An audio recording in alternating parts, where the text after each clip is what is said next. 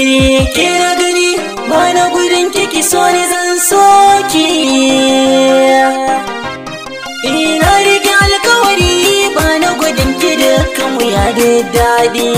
Ki so ni mai so ki so ni kare da ki bar ni ku ki mini rata. Ki ije na a zuciya yi mun guri in mota. Dan da ke nake ta ko alfahari ko gwadata. Ina rikice silar kice bacci nake mafarkin ki na yo. Kin yi fice na tantance samun ki guna bani da wayo. Saboda maza lalle an ce jarire, shi kyan furici wannan fatan kairi ne. Ni ne kudirin burina mai aure ne. Alhamdulillah masha Allah a ce gida na ki tare. Zan baki kula baki ba kwalla kuka baiwa su gyare.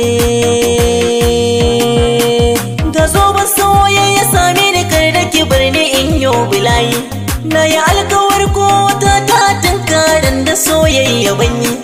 Kulan gidan duniya kin bani akan ki bani da shayi.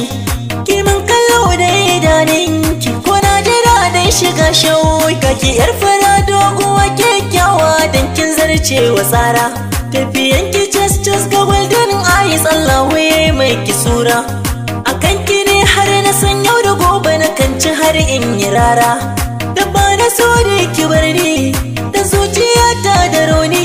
Ko ana da ra'ayi ana fi da uwa dole zan yi bayani. Murmushin ki yankin yi mun kofin shi nake yakan yi sake ni.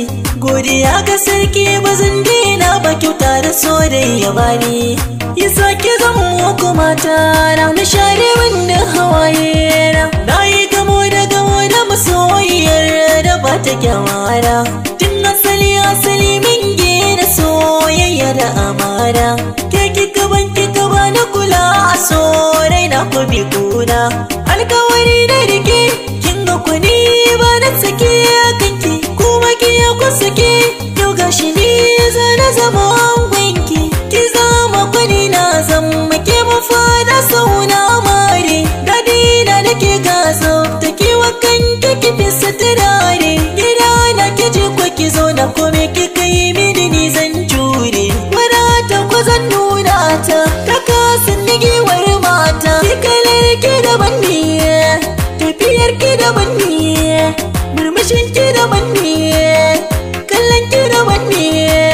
Na ki mai ilimi ne makiya ko ba sannu ta kasan ni sannu.